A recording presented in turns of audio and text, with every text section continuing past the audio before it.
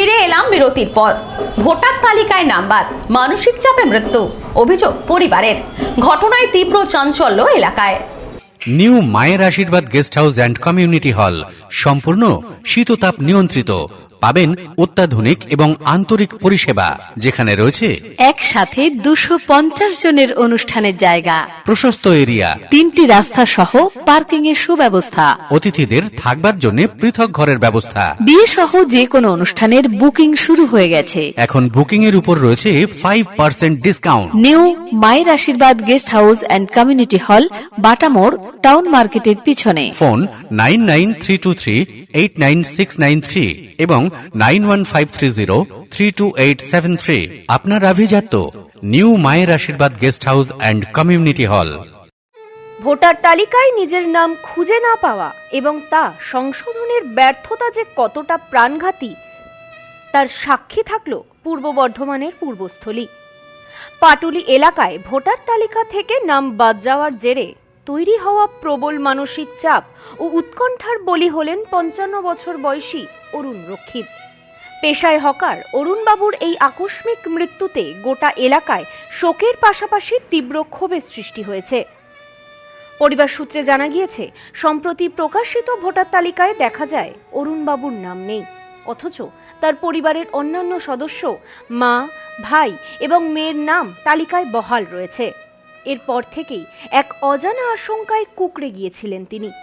পরিবারের দাবি, নাম বাদ যাওয়ার পর থেকেই তিনি অত্যন্ত আতঙ্কে ছিলেন। তার মনে এই ভয় জাঁকিয়ে বসেছিল যে ভোটার তালিকায় নাম না থাকা মানেই হয়তো তাকে দেশ ছাড়া হতে হবে। বুধবারও তিনি অনলাইনে নাম অন্তর্ভুক্ত করার আপ্রাণ চেষ্টা চালিয়েছিলেন, কিন্তু যান্ত্রিক ত্রুটি বা অন্য কোনো কারণে সেই চেষ্টাও সফল হয়নি।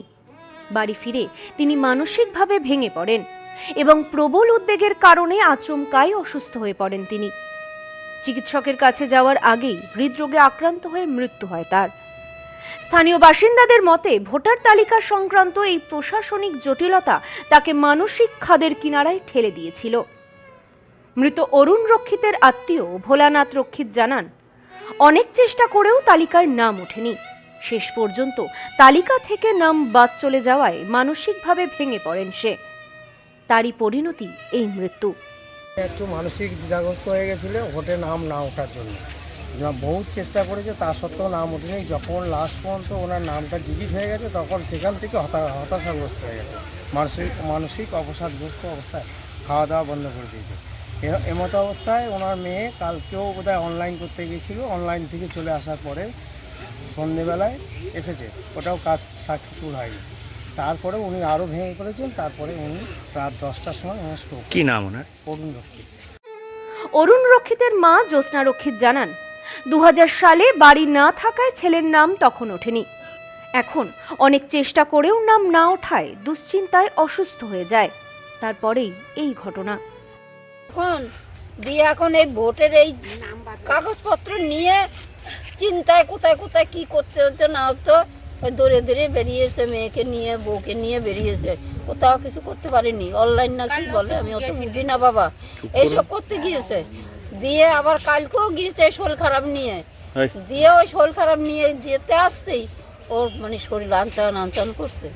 বাড়িতে এসে আর উঠতে পারছে না, হাঁটতে পারছে না। ঘটনার খবর পেয়ে মৃতের বাড়িতে পৌঁছান পূর্বস্থলী উত্তরের তৃণমূল কংগ্রেস প্রার্থী বসুন্ধরা গোস্বামী। তিনি শোকস্তব্ধ পরিবারের পাশে দাঁড়িয়ে সরাসরি নির্বাচন কমিশনকে কাঠগড়ায় তুলেছেন। তার অভিযোগ, ভোটার তালিকা সংশোধনে এই ধরনের গাফিলতি সাধারণ মানুষের মনে আতঙ্ক তৈরি করছে।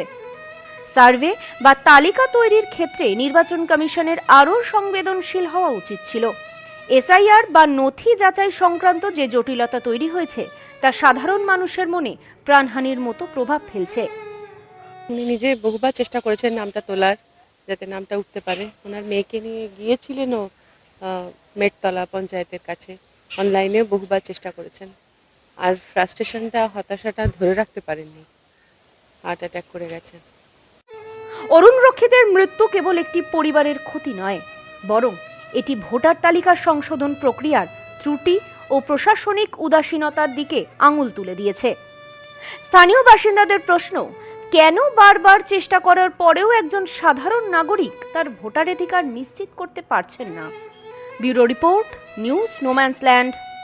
নিউ মায়ের আশীর্বাদ guest house and community hall সম্পূর্ণ শীততাপ নিয়ন্ত্রিত।